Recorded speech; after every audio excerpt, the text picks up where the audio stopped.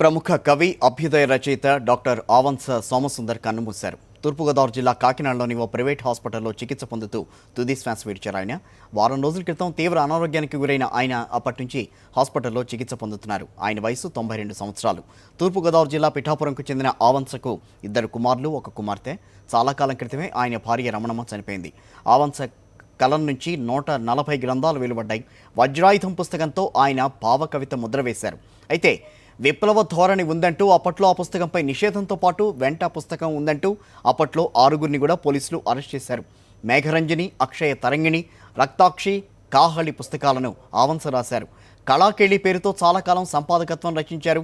పిఠాపురం కేంద్రంగా పలు విమర్శనాత్మక రచనలు చేశారాయన. జీవిత చరమాంకంలో శ్రీశ్రీపై వ్యాసాల పుస్తకాన్ని కూడా రాశారాయన. 1979లో అత్యంత ప్రతిష్టాత్మకమైన సోవియట్ ల్యాండ్ నెహ్రూ బహుమతితో పాటు ఎన్నో పురస్కారాలు అందుకున్నారు. మరోవైపు సోమసుందర్ మృతికి తీవ్ర సంతాపం వ్యక్తం చేశారు వైఎస్ఆర్సీపీ అధ్యక్షుడు వైఎస్ జగన్మోహన్ రెడ్డి.